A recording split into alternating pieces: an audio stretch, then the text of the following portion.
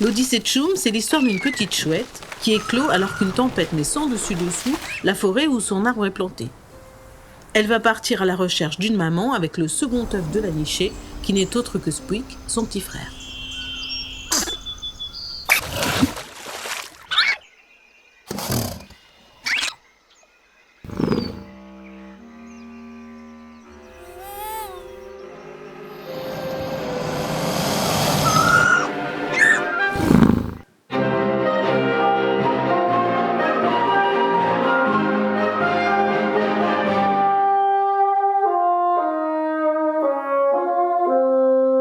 J'ai eu quelques expériences de travail avec une musique à base de sons préenregistrés. Ça se fait beaucoup, c'est très économique, mais je trouve qu'on n'a pas la chaleur d'un orchestre et d'instruments joués pour le morceau. Donc c'était quelque chose qu'on souhaitait absolument avoir. On a eu la chance de pouvoir travailler avec Flaget, cet auditorium mythique de Bruxelles. Et on a travaillé avec une petite formation d'une vingtaine de musiciens, dont la pianiste Eliane Reyes, sœur du compositeur David Reyes.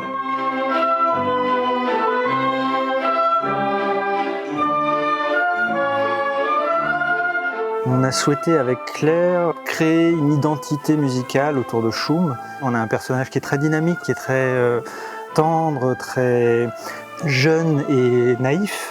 On a retrouvé ça dans l'univers musical de David.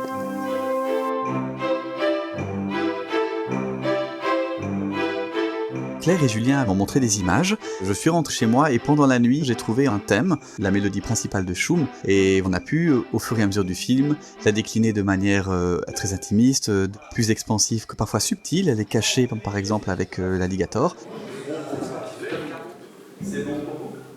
Ça se joue entre le chef d'orchestre et ses musiciens. C'est assez impressionnant parce qu'il découvre quasiment la partition au moment où il l'enregistre. Donc il y a un premier filage où chacun se place. En 2-3 prises, tout prend sa place. La sensation qu'on a quand on voit un orchestre jouer une composition qu'on a suivie depuis le départ, c'est juste merveilleux. Sur Choum, il y a des morceaux qui accompagnent une séquence, par exemple la séquence d'ouverture avec la tempête.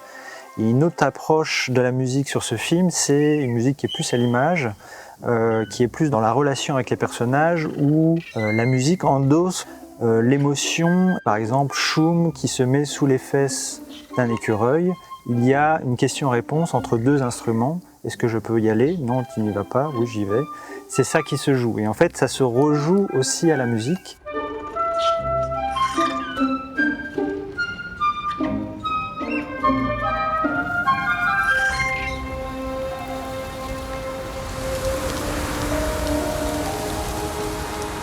Le travail sur la voix des animaux, c'est vraiment un des éléments essentiels du film. C'est vraiment là où il y avait le plus de travail. Dès le début, quand Claire et Julien m'ont appelé, c'est de ça dont ils m'ont parlé, parce qu'ils avaient fait le choix que les animaux ne parlent pas. C'est-à-dire que les animaux ne parlaient pas notre langue avec nos mots à nous. Il fallait leur créer leur propre langage. La voix de Choum ou des autres personnages sont donc constituées de mots. On va appeler ça comme ça. Les mots sont constitués de syllabes. Ce sont des mots simples, des mots à 2 ou 3 syllabes qui chacun doivent exprimer une émotion. C'est du micro-montage, c'est élément par élément.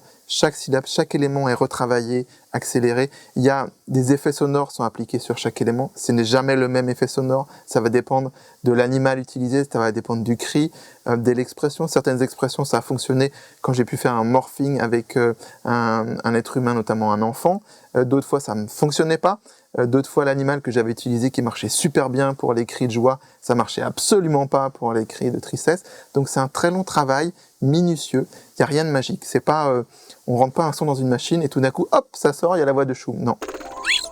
Une fois la voix de Choum créée, voilà, on est un peu exténué et quand on réalise qu'il y a encore Spouik, un personnage à fabriquer et que c'est une chouette, donc là tout de suite solution de facilité, on se dit bah Spouik il est plus petit, donc on va prendre la voix de Choum et puis on va l'accélérer. Et bah non, ça marche pas. La grosse difficulté dans la création de la voix de Spwick, ça a été le fait qu'il fallait absolument pouvoir la différencier de celle de Shum. Il faut que Shum puisse comprendre que c'est Spwick qui parle. C'était très important. La voix des animaux, ça a été 80% du temps de travail, de la labeur. C'est un grand plaisir après, hein, quand on voit l'image terminée et quand on voit Shum qui s'anime avec Nova, c'est un grand plaisir. Mais c'est vrai que c'est difficile. Du coup, le passage de travail sur les ambiances, c'est un vrai bonheur. On est dans un réalisme parce que ça se passe en Louisiane, donc on va chercher des ambiances de Louisiane, mais on peut aller plus loin en fait. Il y a des passages poétiques, je pense aux séquences des Lucioles. Donc là, on quitte le réalisme pour aller dans la poésie, on fait exactement la même chose au son, c'est-à-dire qu'on va choisir des ambiances sonores qui ne sont pas nécessairement des ambiances de Louisiane, ça peut être des insectes exotiques, des choses comme ça, pour aller vers quelque chose qui est presque plus musical en fait.